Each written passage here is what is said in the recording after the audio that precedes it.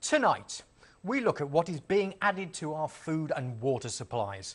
All of the substances, we are told, are for the good of the people. But which people in particular? We keep being told that the numbers on the planet are accelerating, out of control. So is this a way to begin the process of population reduction?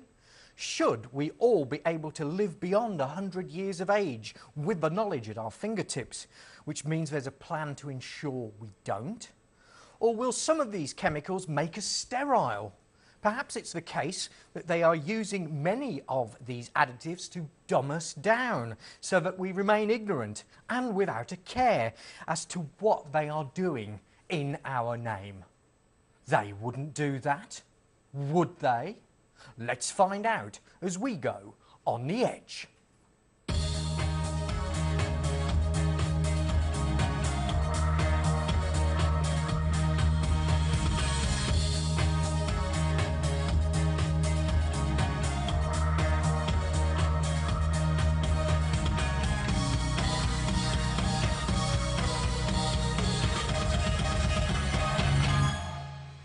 Hello there, I'm Alex G and welcome to On The Edge. Now this is a pre-recorded show, so no live texting, but Melissa, you're with us anyway. Hello Melissa. Hello. And you've been gleaning the comments off our forums and Facebook pages. I have indeed, Alex, yes. So we'll be hearing what you have to say and the questions you have for our guest throughout the programme. Now, indeed, the guest tonight is Claire Wiles. Claire, welcome. Thank you. Now, on your CV, which I've been reading here, it says Naturopathic Nutritionist That's and correct. Lecturer. And you have your own web-based TV show, which can be found at www.thelighthandenergychannel.tv. That's correct. So, welcome along, Claire. Thanks, Alex. And let's go straight out of the gate here. Do you believe the food that we are eating is being subverted? In one word, yes, I do think it is being subverted. I think we're actually given a barrage of chemicals to consume, to eat and to drink all the time. And with cancer rates rising, children are being born more toxic. You know, if we think about perhaps when you and I were at school, there might have been one child with asthma or eczema. Now there are many children with asthma and eczema, so it proves that we're being born more toxic. Is this from the food we eat? Yes, I think it is. So this is right from even before people are being born now? I think so. Yeah. I think so. I think the generations are being born, as I say, more toxic. And is there something that mothers can do to get around this? I assume this is a whole life thing that you've got to actually look at. So you are what you eat becomes very much the catchphrase for this. It certainly does. It's not only what you eat, it's how your digestive system processes food. And actually, you know, I have to say it, but what we excrete, if your digestive system doesn't function properly, you won't assimilate the food that you eat properly. And this is where the chemicals come into play, because our liver, which is our little detoxification plant, has lots of chemicals that it has to detoxify before it can utilise the food that we're eating. And certainly for pregnant mothers, really, I think it starts from when we're children rather than women before they get pregnant. It should be right from children. We're educated about what we should eat and the natural way of eating in order to create good health. And certainly for any female considering, or you know, a couple considering having a child, looking at their overall health is really important. Right, right.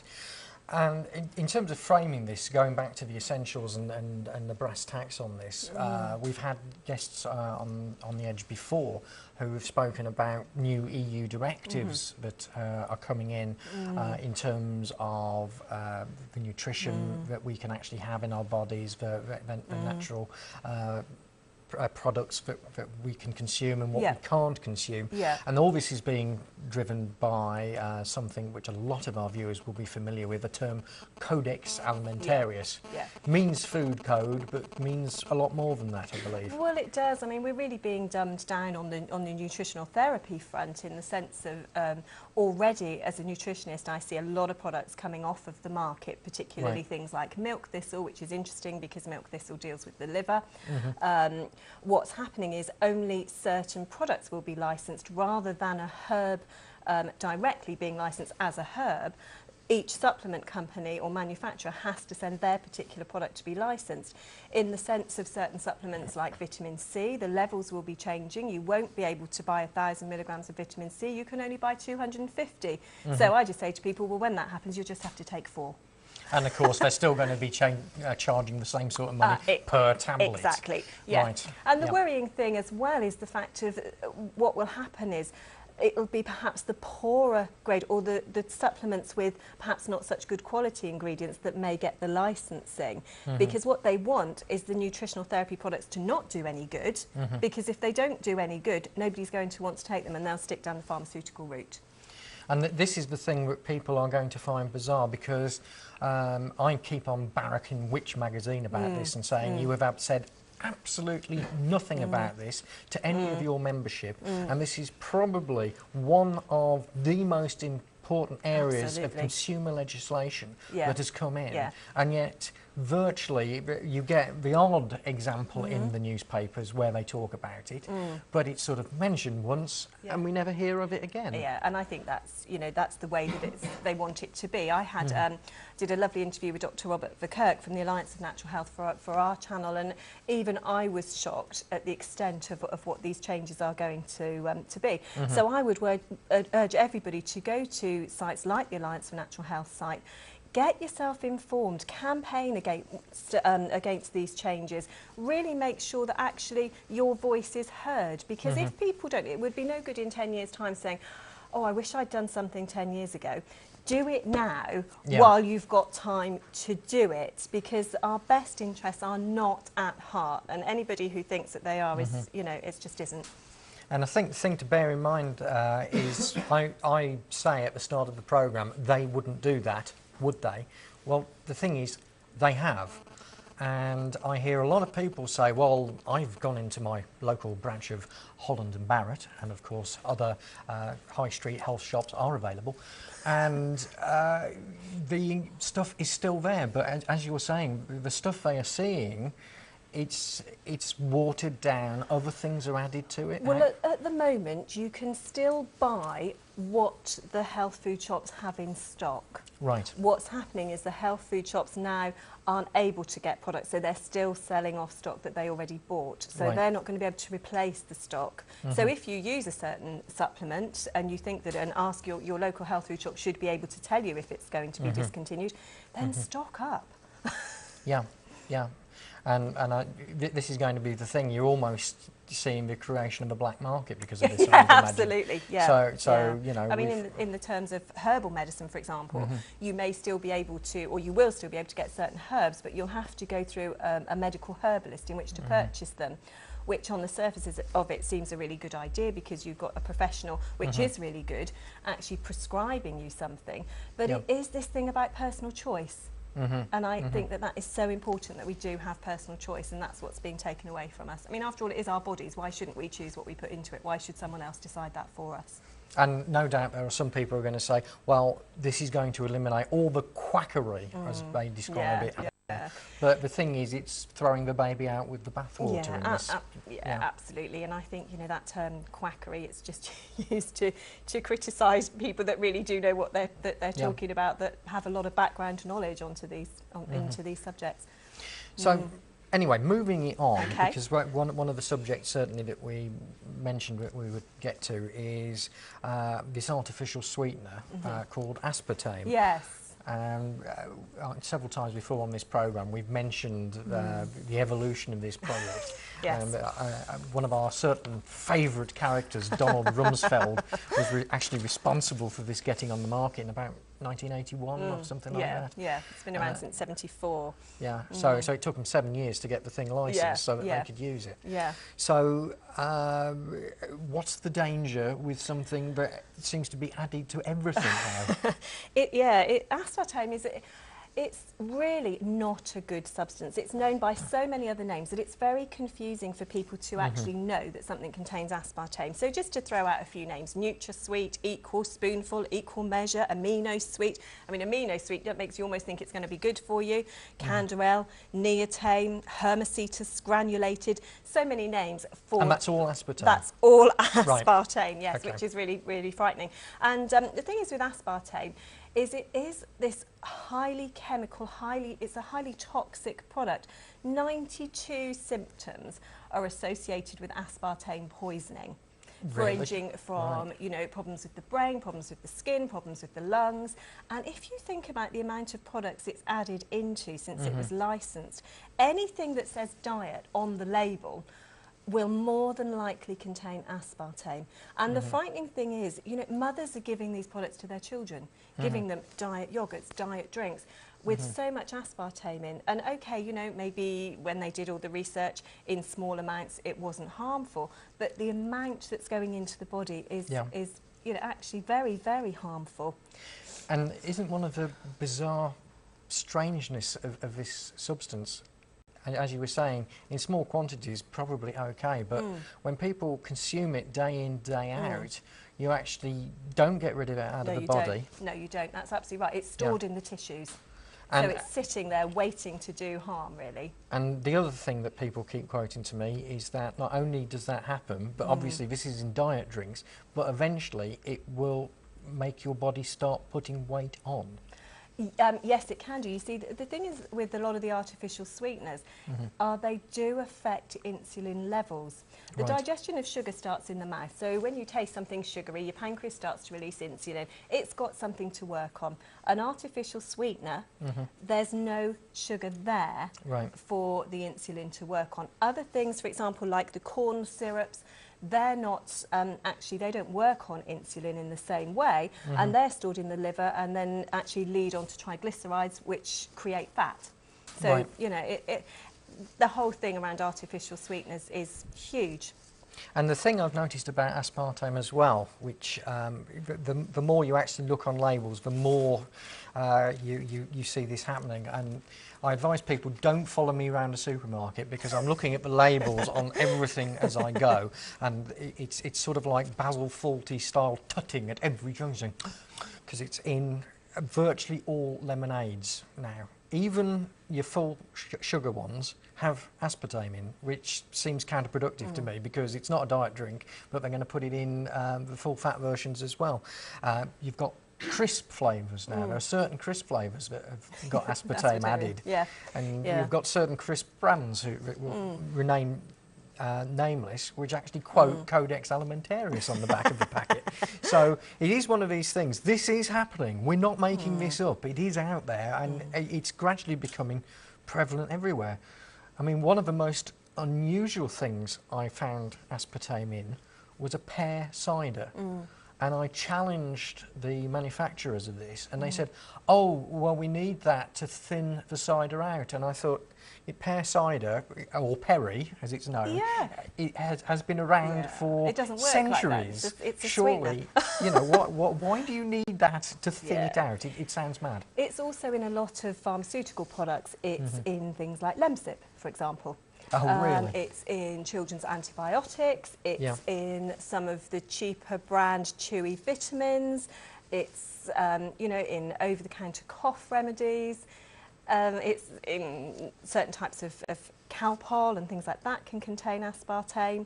So you've really got to know your stuff and look to see. And as a consumer, make your choice, because it's only by actually making your choice that the product won't be put in there. And it's very dangerous for people with something called PKU, which is phenylketonuria, and they have to avoid aspartame because of the fact it's a phenylalanine in there, which will really, really affect their health, which means that it actually is listed onto products if it's got that in there. And the other thing is, it's widely on record that American fighter pilots are not allowed to fly if they've had a fizzy drink with aspartame in. But of course, it's perfectly safe, everybody. Nothing to worry about. Move along. The E number for that, just for the audience to know, is E951, so that you know what to look at. Is there's only the E number on there. So 951 is aspartame. It's aspartame. So they'll do anything to try and confuse. It's always great, isn't it, with sugars? Put them on a label in any other name so that people don't know what they are. Incredible. Now, interestingly enough, this week, in terms of preparing this programme, was pointed in the direction of this particular article on the net. Now, grab a load of this. French authorities have backed the safety of aspartame after scrutinising 2 recent studies that linked the intense sweetener with increased rates of cancer and preterm births. It said while the 2 studies, which are also under evaluation by the European Food Safety Authority, did not warrant a toxicological re-evaluation of aspartame, it was nonetheless establishing a working group to further research the risks and benefits of intense sweeteners. So absolutely nothing to worry about, but they're going to look into it. Oh, aren't we lucky? It's quite incredible. Well, I should say that after the break we'll be getting some of your comments on these particular subject areas, and we want to point you in the direction of a substance called stevia. Not heard of it? Well, there's a reason for that, but let's put it this way. A couple of years ago, Coca-Cola were looking to create a brand called Sprite Green with stevia. More of that after this break. Welcome back to On the Edge. You've been very busy prior to the programme actually contacting us with points about various stuff we're discussing tonight. Here's Melissa to fill you in. Thank you, Alex. We've had a comment from Cal Hansard. Are there any withdrawal effects from any additives? When I first came off processed foods, I was having cravings for crisps, cheese slices, McDonald's, and I don't even eat McDonald's.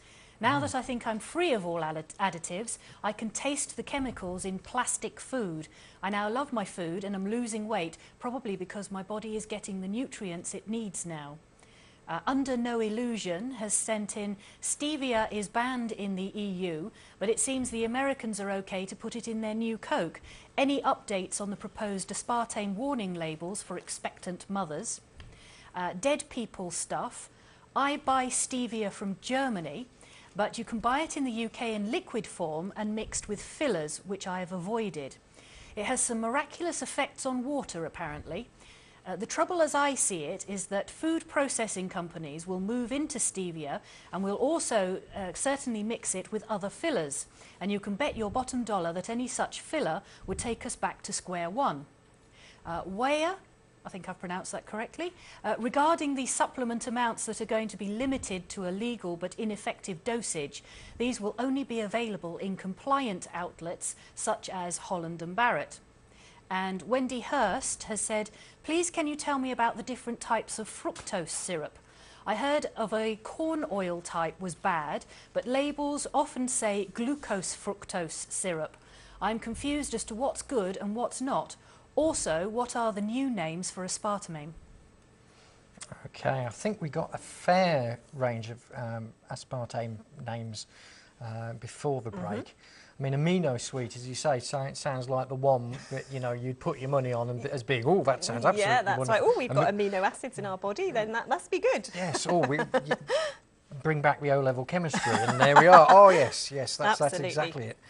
So we had the person there who was getting withdrawal symptoms from coming off the plastic foods, as they put it. And that's quite an interesting one because people do often have various symptoms when they are changing their diet. And the worse the symptoms are, the more you know that that had a drug-like effect on your body. Right. So the better that you will feel when you've cleared your body. So in the sense of, for anybody that's ever been a real coffee drinker and then they take coffee out, they have the mother of all headaches for a few days. Yep. That's what happens because you're clearing from the liver. The other thing that people may experience is emotional changes because the liver being the seat of all emotions. So, you know, you've almost got to just go through it really, drink lots of water, rest and you know, eat as naturally as possible. And most people will be familiar with smoking withdrawal symptoms. Absolutely. So we're talking about something in the same street almost. We are, yeah, we are. Yeah, I've got you. It was interesting what they were saying about being able to taste the additives once you'd actually come off it. Now I find that, and in fact the pear cider I was talking about beforehand, I didn't read the label for that for some reason. Well, I didn't expect a pear cider would have it in, and of course it was like, what is that strange artificial taste? Look at the back of the label and go, oh my good God, it's in here as well.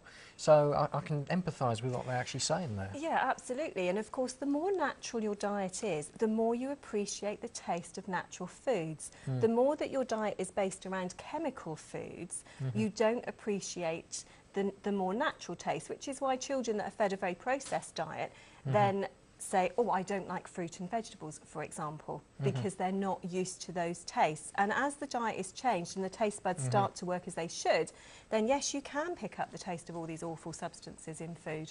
And this is obviously, our immediate thought was for Jamie Oliver programmes where he goes into the schools and there's absolutely this backlash, not just from the children but the parents as well. No, unbelievable. Why would you want to poison your children? There was those amazing pictures, I don't know if you ever saw the programme, of these parents shoving boxes of burgers through the school railings to the children. You know, it was almost like a bizarre wartime movie that you were watching, and didn't quite actually fathom that out at all. No, it is unbelievable. But in terms of, we were talking about aspartame and where it's actually found. Now, two areas we didn't speak about were, we're talking about mints and we're talking about chewing gum. And yes, chewing gum is a very interesting one, because what happens when you chew gum with aspartame in is it doesn't actually have to go through the liver. It goes straight through what's called the buccal mucosa of the tongue, and it goes straight to the brain. Right. So it's actually even more damaging than having it, say, in diet sodas and things like that. And really, you know, the only way to know if something's got aspartame is to read the label.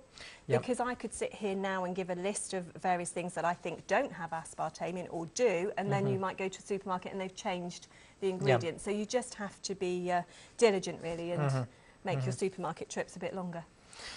Now, we got on to, just before the break, I was mentioning about stevia, which, again, someone on our forums pointed us in the direction of an article from the web from January 2009 from a trade website where Coca-Cola announced that it was going to release a new version of Sprite called Sprite Green. And if you Google that, you'll find tons of references and pictures of the Sprite Green bottles. And this was going to be a variant of stevia. Now, what can you tell me about stevia? Where are we at with this stuff? Stevia is actually a natural herb anyway. It's been grown in Brazil for donkey's years, Mexico, China, chewed, crushed and ingested.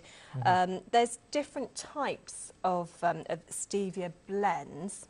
And this is always the concern that I would have. If you're going to have stevia, then like anything, have the 100% natural product, because that's the one that's not going to do you harm. Now, with this Coca-Cola Green Sprite, what they've done is they've mixed stevia with erythritol, and actually made it into this chemical, which is going to act very differently in the body. But you know, it made me laugh really when I saw all these things, because there they are saying aspartame isn't dangerous, but let's make a product that contains stevia. Then everybody will think that's really good for you, and they won't notice that we've took the aspartame out. So it's like we're not admitting it's dangerous, and we'll put something in that's deemed to be healthy, but it's not. It's a chemically bound together extract of stevia, which isn't going to work in the same way. And this is the trouble with anything. You know, if a herbalist prescribes a white willow, for example, from the willow tree, salicylic acid, as a herbal medicine, it contains something that protects the stomach. When the salicylic acid is isolated into a drug like aspirin, it causes a hole in the stomach. So you can see how this whole plant thing is so important. So the 100% whole plant stevia is the one that we would be wanting. So effectively what you're saying is, by messing around with the original, the original sin, as it seems to be now, you are actually taking out the things which assist that particular product, if you like, to actually work. For example, I mean, 100% stevia is suitable for diabetics, but you've got a stevia blend with honey that wouldn't be suitable for diabetics. Because you're raising the blood sugar level, that's right. And the thing is, if I understand about stevia correctly, it's actually from a Brazilian herb, 300 times sweeter than sugar, correct, but 0 calories. That's right, absolutely. So is there a downside? Because a lot of the research on the web seems to suggest that, you know, oh, goodness me, you're going to do yourself great harm by having this natural sweetener. Yeah. I think it's an interesting point. We should be using all of our taste buds, sweet, sour, salty, all of our taste buds should be used. And what we don't really want is for people to have a very high sweet tasting diet, but having some sweetness in the diet is actually really good, and we should, you know, it's important to have a you know, a bit of what you fancy does you good, as they say. So a little bit of using something like stevia that's natural isn't going to do any harm. But of course here in the UK we can't buy it at the moment anyway, which goes back to the point that was made by the person who posted in on that. Yeah, I have a quote here from the Food Standards Agency with regard to stevia that they sent to me this week. Stevia glycosides are currently not an approved sweetener under EU legislation, which means that stevia cannot be sold or used in foods in the UK. The European Union is currently examining whether this sweetener should be authorised for use in food. Earlier this month, Member States voted in favour of a European Commission proposal to authorise stevia glycosides in a range of foods. The proposal is currently being scrutinised by the European Council and the European Parliament. And if they are content, stevia glycosides, here's the bit, which will need to conform to agreed specifications, will be permitted across the EU by the end of the year. So in other words, they're going to mess around with it and then put it on the market? Yes, yeah. Okay. Well, that's terrific. And I mean, there were comments about you can actually get this imported in one way or another to the UK if you're cheeky enough to do so and run the gamut of the law. There's plenty of sites on the web where you can buy good quality stevia. And the one final point on that was the mystery of fructose syrup, glucose fructose syrup. Where are we at with that? This high fructose corn syrup that's used a lot, particularly in the States, 55% fructose, 45% glucose, a simple sugar that's not affected by insulin, but it's, like we said before, it's processed in the liver, and the liver can't process it fast enough, so it forms these triglycerides that turn to fat. And in the States, bees are actually fed this syrup in order to make honey, so even the honey sometimes isn't natural. Goodness me. I know. So, you know, again, with honey, I urge people to buy the honey that's local to them. You know, support the local industry around you, but of course that's the honey that's going to have the protective action for things like hay fever, because the bees actually make it from the pollen that's around us. And there's this variety of honey called Manuka honey, which I gather in Australia, medics actually have a tub of that in their medical kits. Yeah, Manuka honey is actually kills off a bacteria in the stomach called Helicobacter pylori. So it has a very protective action on the stomach. It has to be taken as it is, straight out of the pot. If you heat it, that's destroyed. But of course, district nurses used to use that for leg ulcers on elderly people. Put it on, it would heal that, heals the stomach. So again, another important tool. And people will see that Manuka honey comes in various strengths. Buy a good quality one. Don't, you know, if you want it to do you some good, then 15, 20 plus. Gotcha. And that's marked on the packet or the tub? Yeah, it is. 15 plus minimum? Yeah, absolutely. Okay. Right, moving quickly on, the other star topic that we said we would be looking at tonight is the issue of fluoride in loads and loads of toothpaste. See if you can find a couple of brands that haven't got it in, and also in virtually all mouthwashes as well. And of course, many people say that you're poisoning your body because this substance is toxic. And I mean, I have to ask, how can that be when virtually everything you hear about this is it's good for your teeth, it's good for your health, you must have it, and it seems to be we don't have a choice in having it now. Well, this is the scary thing about it, it being put into water. You're actually being pharmaceutically medicated without your consent. Right. And of course, if people come to see somebody like me, I'm going to be taking a full case history from them. They're with me an hour and a half. I'm really looking at what's going on within their body before I would prescribe something. You're drinking a glass of water with something in it that actually you don't know whether you need or not. And time for me to do another quote from sort of looking around very recent resources that you can find on the net. And in fact, a recent medical article and series of medical articles document how fluoridation reduces IQ. And another classifies it as a neurotoxin. Here's some facts for you. 24 studies have now reported an association between fluoride exposure and reduced IQ in children. 3 studies have reported an association between fluoride exposure and impaired neurobehavioral development. 3 studies have reported damage to the brain of aborted fetuses in high fluoride areas. And over 100 lab studies have reported damage to the brain and or cognitive function among fluoride exposed animals. Now, most of the 30 studies linking fluoride to reduced IQ, impaired neurobehavioral development and fetal brain damage have come from China, where fluoride occurs at moderate to high levels in the drinking water in what is known as endemic areas for fluorosis. While there have been shortcomings in the methodologies of some of these studies, they have been remarkably consistent in their findings. Children exposed to excessive fluoride have been consistently observed to suffer from some form of neurological impairment. So, doesn't seem to be that there is a consensus in the scientific community on this. No, there doesn't at all, does there? And I have a quote here from the British, from Colgate. Let's have a look at the Colgate quote first of all. And they've actually endorsed the use of fluoride in water supplies because of its effect in tooth decay. So again, it's this thing where it's a study of just one element rather than the whole person. And this is why it's so important to look at the whole person, look at populations rather than just looking at one element. And this is the bottom line.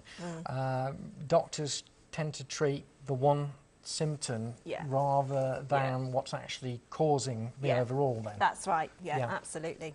Anyway, well, more about fluoride after this break, and we'll be hearing some more from you.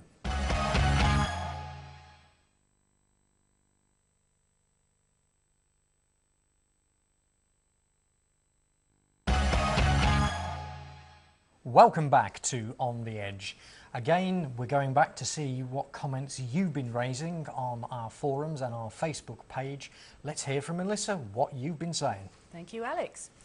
Lloyd Bryant has a question. Is Claire aware that the decision-making to fluoridate water in areas of England is set to change? The Health and Social Care Bill, which is currently on its way through the House of Lords, apportions a significant chunk to this issue, and it's promised to give this control to local councils, which are then obliged to take the decision from their Director of Public Health, who are pretty much all pro-fluoridation. See UK Councils Against Fluoride, and there's a website which is www.ukcef.org.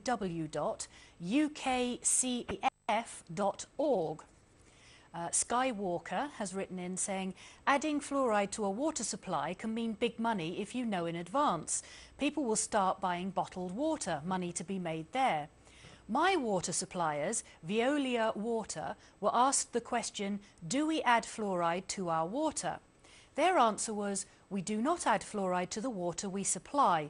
Fluoride can occur naturally in some water supplies, but it is normally present at only low levels. You can check this naturally occurring background level of fluoride in your drinking water using our website, which provides general information on the fluoride levels of the water supplied to more than 80,000 postcodes in our area. This information is taken from results of monitoring carried out between 2003 and 2010 and may be subject to change. It's now 2011 and there's been no update. They say for my area, fluoride content is 0.151 milligrams per litre. But if it occurs naturally, how do I know they're not adding it? As the date is a year out and no updates. Looks like a back door is being left open. Elaine Taylor says, what's happening about adding fluoride to the water supplies in this country, Southampton for example. Tanika Khan, is it safe to drink tap water even if it hasn't got fluoride added to it? And How Did I Get Here says, fluoride Looks like big money and corruption is responsible for poisoning people with fluoride. Those gutless politicians dare not ban it because they would put people out of work. Food additives should be called food additives. I would assume that the reason natural sweeteners are not allowed is basically the corruption involved in allowing artificial sweeteners, as aspartame and others, put in foods and drinks. I sometimes use honey as a sweetener. Another food additive they should get rid of is common salt. There are far better versions available. Wow, goodness me. I think that will keep us amused until the end of the programme quite easily there. Shall we start at the bottom there, because that sort of chimes well with what we were talking about before the break. Common salt. We have white salt. Everybody is led to believe, oh, that means it's pure.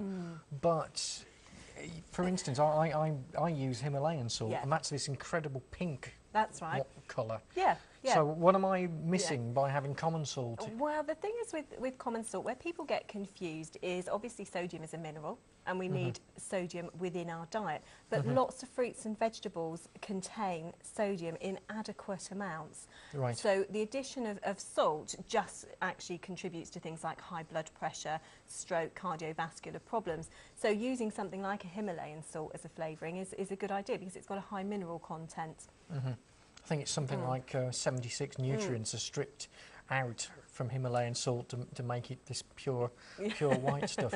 And the other thing I heard mentioned about Himalayan salt is now they're having to put sell-by dates on this. And this is stuff that's been around for tens of thousands of years, but now we'll have a sell-by date on it. Yeah. The legislation around these things is great. But this is a wider issue that people associate anything that is white with pureness, better for you. Yes. And immediately I think of white bread. Yeah.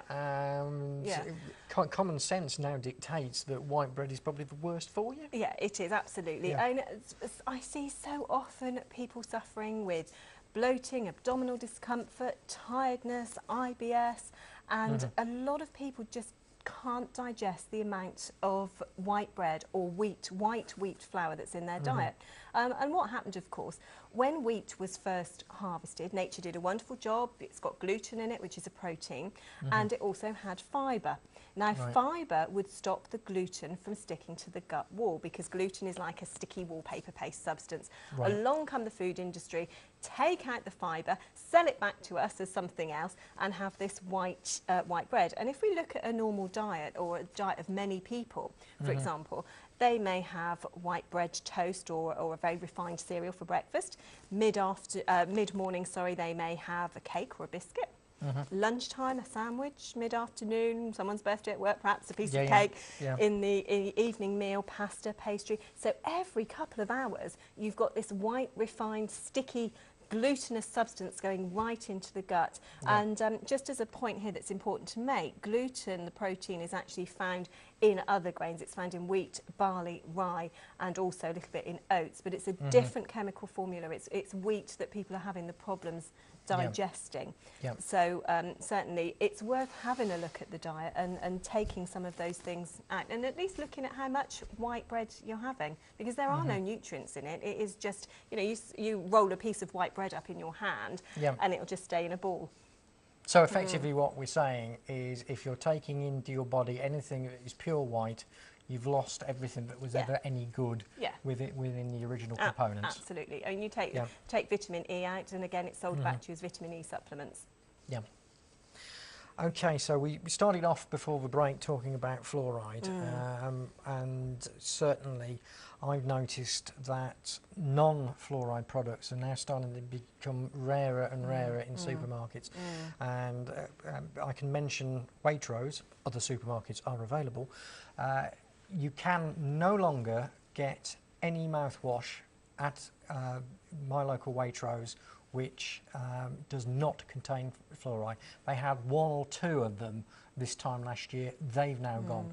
Now, I know that if we contacted Waitrose about this, I am sure their answer would be, well, there's no demand for it. So is it the case that we've lost the battle on fluoride?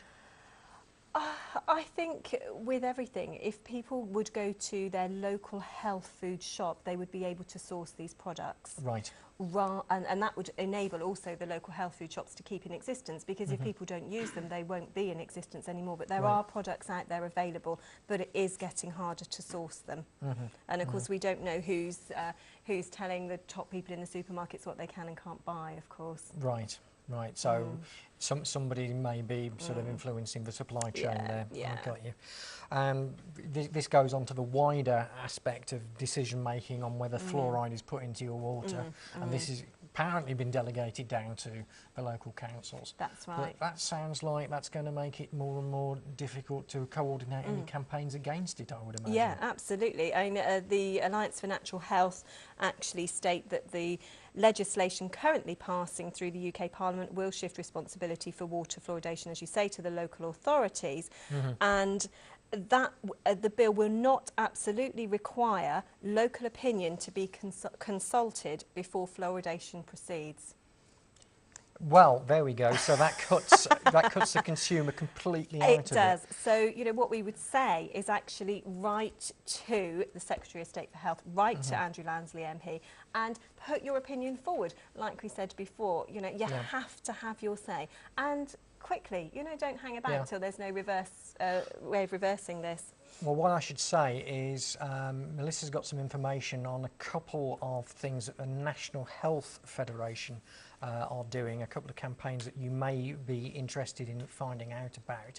So, Melissa, do you want to read the statement that we've got from them on what they're doing? Yeah, it says, your timing could not be better, as the NHF, National Health Federation, are very active on your topics tonight. But even more so, now we have launched UK and area-specific branches this year. Aspartame stroke sweeteners, we have an artificial sweeteners awareness campaign here in the UK, which mainly concentrates on aspartame, and you can find online information and resources from our campaign SOS Sweeteners Out of Schools, which is www.thenhf.co.uk. Regarding fluoride, the NHF Ireland have been working to stop fluoridation of Ireland's water, so their website is also a great resource.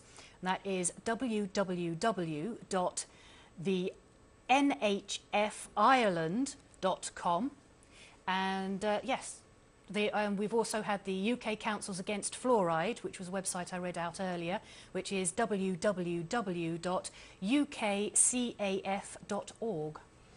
So there we go, plenty of ways that you can actually get involved with making your voice heard, because this is the thing, we've talked about the fact that there are activities now to get fluoride added to the water in various areas. Southampton was mentioned there.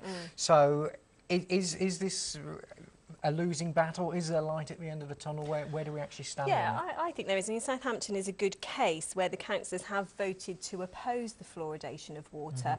So if you do stand up and be counted and have your say, then you can win the battle. I would say don't be apathetic. Actually get up there and write and make your voice heard, like we've said before. And in terms of natural occurring fluoride, that strange comment from the water company that they don't add it because it's already in there. Yeah. So, I mean, what levels should people be worried about? Well, I mean, the interesting thing with this fluoride, yes, it is naturally in the soil, and particularly in high levels in places like China and India.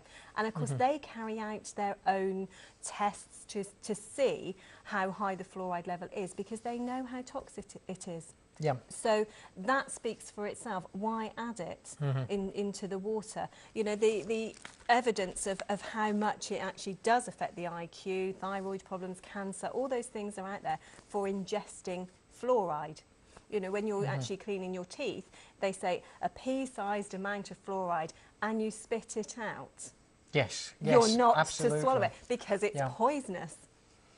And this is the sort of incredible thing about this. We had the comment there about tap water. Can you trust tap water? Is this something you should be worried about? What's actually coming from your local water company? It's a difficult one, tap water, because as a naturopath, obviously I'm encouraging people to drink plenty of water. And we have got the financial issues of people, I'd rather they drank water than didn't drink water at all. The only way to get fluoride out of water, the only way, is by reverse osmosis, which many people can't afford to do. Boiling water. This is a whole system that you would have to put into your house. Absolutely. Boiling water just concentrates the fluoride in there, so you can't actually get rid of it that way. So the only way that you're going to have a choice is actually to buy the bottled water that's not got anything added to it, or really campaign so it's not added to the water supply, because the trouble is, if we're not getting enough water in, our whole body isn't going to function well. We're going to have poor thinking anyway. Our cells aren't going to communicate with each other better. You know, water is so essential. There's a brilliant research done by a guy called Feridun Batman Gelid in the States. Your Body's Many Cries for Water is one of his books, and it's just so important to get that in, which is where it's so interesting, isn't it, that fluoride is added, that's a poison, and you know, you're having to drink it. I just find it absolutely horrendous. And this is the thing, I'm sort of bringing this all together. We have a problem of fluoride in the water, then we encourage people to go out and buy bottled water, and if they have a flavoured bottled water, more or less all of the flavoured bottled waters suggest that they are fairly low in calories, and guess what, you look at the ingredients, and aspartame. You know, it's clever marketing, isn't it? So damned if you do, damned if you don't. Absolutely. So what's the game plan here? What are we actually uncovering here? It seems to be that every direction they've got us covered one way or another to influence our IQ, affect our health. Yeah, and if your IQ is dumbed down, you're not going to question things, are you? And if you're kept in this situation of not being in particularly good health, you're going to be more concerned about your health than you are of everything going on around you. So it's actually, you know, the more that population can be dumbed down, the more that there's going to be control over us. It actually, absolutely, sort of just starts to gel together. So more than anything, the advice for people is always read the label. Always read the label and campaign, get involved. Yeah. And I have to admit, another thing I picked up going around shopping this week, honestly, don't follow me around when I'm shopping, you'll be outraged. HP sauce now has glucose fructose syrup in it. I don't know how long that has been, but it used to be, you know, this sort of, you know, really upstanding product. Now glucose fructose has got into that. Yeah, like we said earlier, you've got to almost read the labels on a very regular basis, because the contents of things does change. It's crazy. Well, Claire, thank you very much for joining us. This has been an absolutely fascinating walk through things that you should be looking out for. All it leaves me to do to say is don't forget, keep contributing to keep this station vibrant. The website is now on the screen for you. That's www.edgemediarescue.co.uk. Why not consider setting up a scheme with PayPal to push us £5 a month? Under the radar, around the world, you've been on the edge.